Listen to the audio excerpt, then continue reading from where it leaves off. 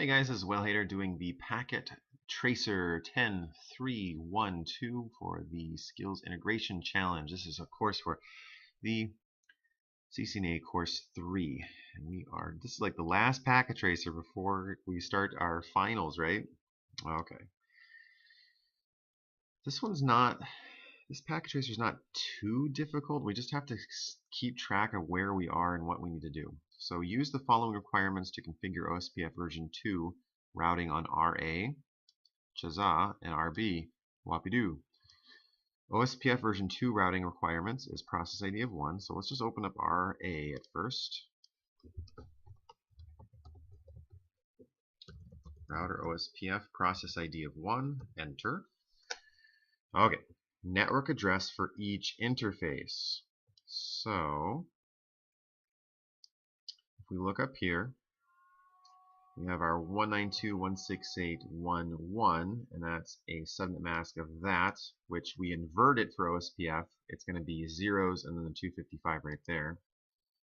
So let's do that. Network 192.168.1.0 is going to be the network address, and then let's give our 000.255 for our wildcard mask. Area 0. Is that right? Yes, it is. Enter. All right. The Ospf interface priority for RA is going to be set to 150. Okay, so let's exit out of there. Interface, and we're just going to interface G00. Let's see, IP Ospf priority,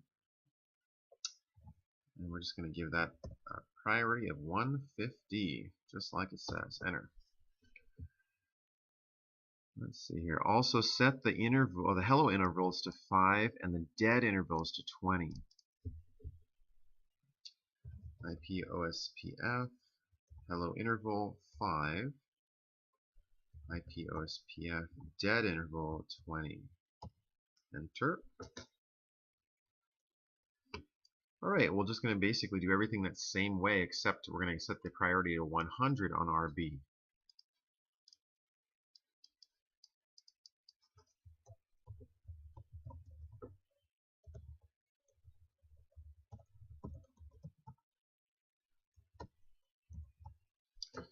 Network, this is going to be on the same network, the 192.168.1.0, 000.255, area 0. So we're done with that one. Interface G00. IP Ospf priority 100. So far it looks like RA is going to be the designated router. It's got the highest priority.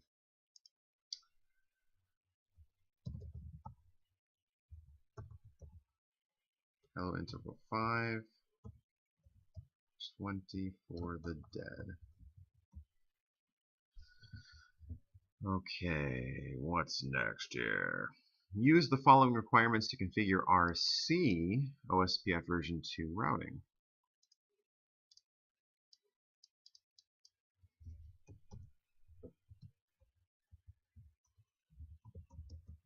Whoa, there we go. So we're going to use the process ID of 1, router Ospf 1, network address for the LAN interface, okay, set all interfaces to passive by default, set the router to distribute. Okay, so let's do the network address, and that's just going to be up here. So basically the same addresses that we've been issuing prior. We can just do this, copy, paste. Whoa, Nelly. Enter. Now let's paste. So that's in there. Let's see here. Network address, set all interfaces to passive by default. So passive interfaces, and then we're just going to say default. So everything is off. But we're going to still want to turn on the two routes that are, or that one that's inside the network, but allow OSPF updates on the active LAN interface. So we're going to need to go, let's see, no passive interface G00, and that'll turn that one back on for sharing updates. But we want to leave the S000 off. That one stays off. Set the router to distribute default routes. And from my last video, you'll remember that it's the default information originates.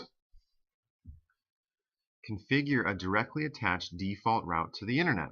So that's that S000 interface. That's the one going off to the internet over here. So let's go out of the router configuration menu. And we're just in the regular global config, IP routes, and we're just going to give it that quad 0. Double quad 0 really. And the exit interface is going to be S000. Enter. So we configured that. Now RC is going to share that route with RA and RB.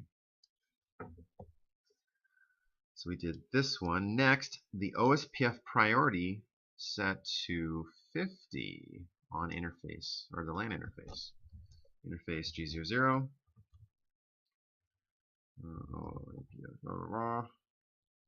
Priority of 50. Okay. IP OSPF. Hello interval, and that's going to be 5. And IP OSPF dead interval 20. Enter. So we've got our full points. That wasn't so hard, was it? I very much appreciate you watching though. You guys have always been awesome.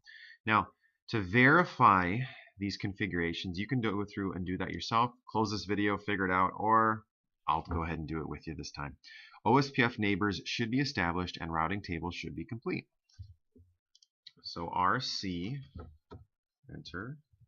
Oh, let's exit here and reduce these show commands. Show, let's see, IP OSPF neighbor will have a full adjacency with both of the other routers. So RA was the 150, 100 was RB.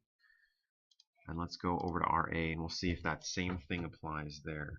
And show IP OSPF neighbors. So we've got a 100 and a 50. So we know that RB has a complete neighbor table because it's in ours, right?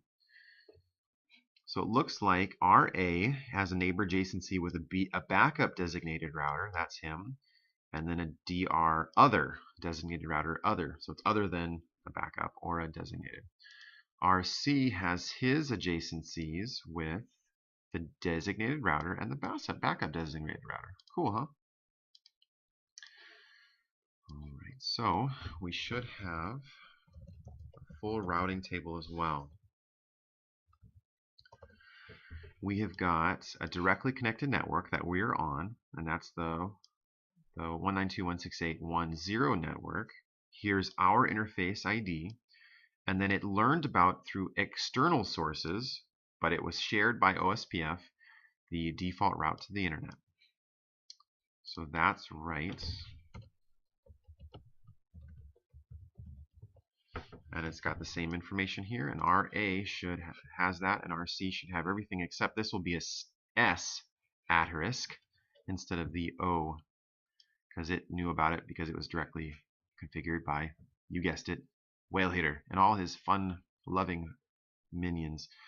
RA should be the designated router, and it is. We saw that. RB should be the backup designated router, and it was. We saw that as well. But to make sure, let's do this. Let's do show IP OSPF interface. That is one of the best commands you could ever know. Okay, with OSPF, that is. It tells you the backup or the designated router right here is 192.168.1.1, and we know that that's the interface right there. And it just uses that because we haven't configured a router ID or anything else. It uses this as the router ID.